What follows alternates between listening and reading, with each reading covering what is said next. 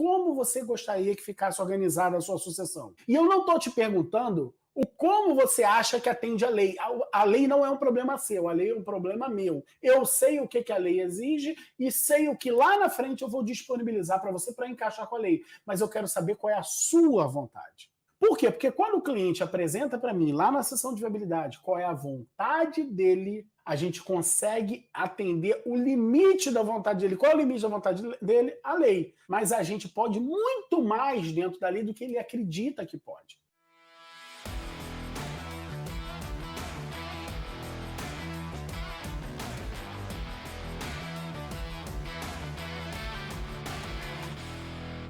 E o sistema de planejamento patrimonial da família tem que pensar a mecânica já organizada para qualquer eventual decisão sua no futuro. Então, se amanhã ou depois você for recompor a sua família, você não tem que fazer alteração no teu sistema, por exemplo, de holding familiar. Você faz meros ajustes se você quiser atender alguém novo. E mais, quando você transforma o que hoje é bem imóvel dentro de CPF, em cotas do capital de uma empresa, tá? Em cotas do capital de uma empresa e transforma esses bens, institucionaliza esses bens, não fica mais os bens personificados, com a propriedade personificada, mas fica com o bem institucionalizado, você transforma isso em cotas de capital social, o ser humano passa a ter possibilidade de distribuir com mais facilidade.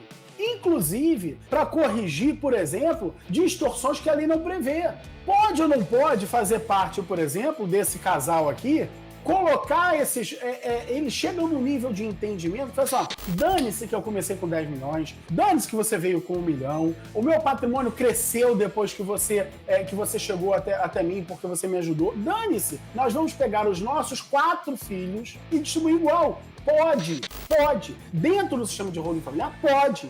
Ah, não, a gente enxerga que o melhor, inclusive, é se um dos filhos tiver um poder maior, um bem, ou até mesmo um bem maior, porque isso vai garantir a boa vida dos outros 3. Pode o filho do João, a filha do João ter uma distribuição maior? Pode a filha do João ter uma distribuição menor? Pode. O que eu quero que você entenda é que a discussão deixa de ser a imposição da lei, e isso é legal de falar. Por quê? Eu não sei se você faz isso, mas eu, por exemplo, quando faço sessão de viabilidade com os meus clientes, ou mesmo a minha equipe, quando faz uma sessão de viabilidade, eles estão orientados a fazer isso, a gente pergunta para o cliente o seguinte, olha, como você gostaria que ficasse organizada a sua sucessão? E eu não estou te perguntando o como você acha que atende a lei. A lei não é um problema seu, a lei é um problema meu. Eu sei o que a lei exige e sei o que lá na frente eu vou disponibilizar para você para encaixar com a lei. Mas eu quero saber qual é a sua vontade.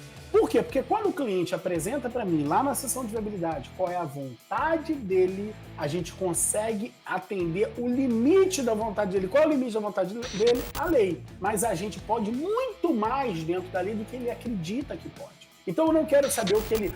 não, de acordo com a lei... Não, a lei é problema meu. Eu quero saber qual é a sua vontade, meu cliente. É isso que a gente busca.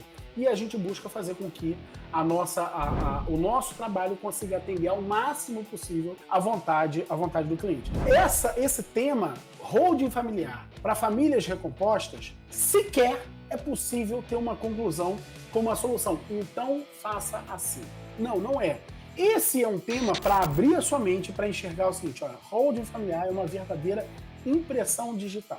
E você vai ter que montar uma específica para cada cliente. É lógico, você estuda o assunto, os modelos possíveis estão na tua cabeça e são só aqueles.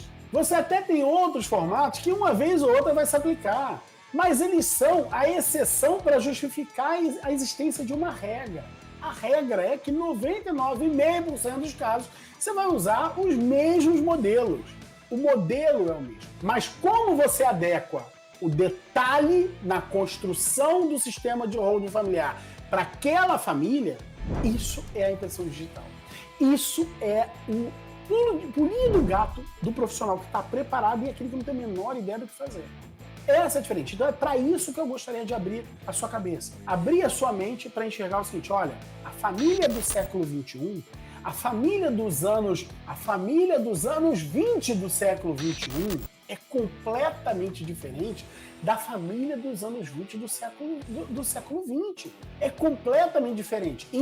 Permitir que essa família fique sob o manto da lei velha é entregar essa família à própria sorte. E o papel inicial de você que pretende trabalhar com holding familiar, o seu papel inicial não é, então beleza, agora eu já estou mais tranquilo, eu estou mais preparado, eu estou mais pronto, vou sair fazendo. Não! O seu papel inicial é utilizar essa informação para levar para o seu cliente educação patrimonial. Eu venho fazendo uma sequência de aulas onde eu venho trazendo temas de educação patrimonial. Essa é a nova educação que o brasileiro precisa.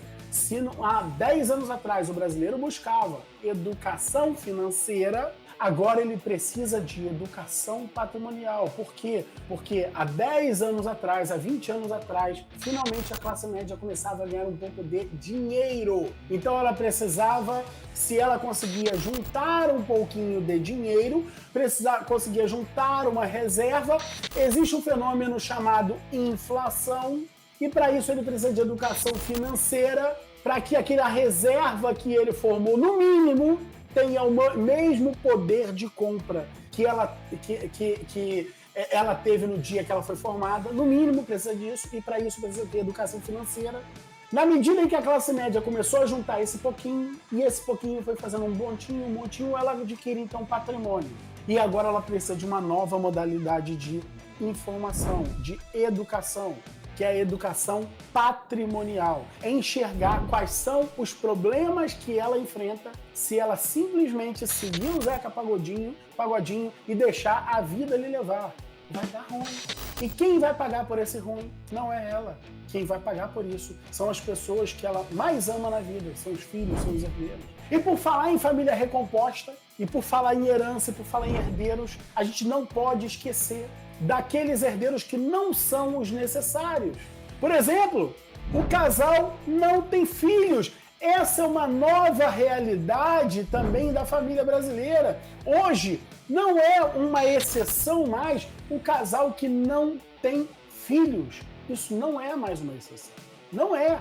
Casais que estão se reunindo com o propósito único e exclusivo de viver a vida deles até o fim, sem o interesse de formar uma prole, isso vem sendo uma coisa mais presente no mundo. Mas, apesar disso, esse casal forma patrimônio e esse casal só não tem interesse de ter filhos. Mas esse casal não é um casal que não ama pessoas. Ama, e na maioria das vezes querem deixar agraciado um filho, um sobrinho, um afilhado, ou mesmo um terceiro, às vezes um empregado, às vezes uma pessoa do seu relacionamento pessoal, ele quer ver essa pessoa agraciada. E através de uma educação patrimonial, ele vai enxergar como fazer isso, apesar de a lei estabelecer que até chegar nessa pessoa existem outros herdeiros. Por exemplo, um pai, por exemplo, um irmão que já está muito bem de vida e ele não quer deixar para esse irmão. Ele precisa aprender sobre educação patrimonial.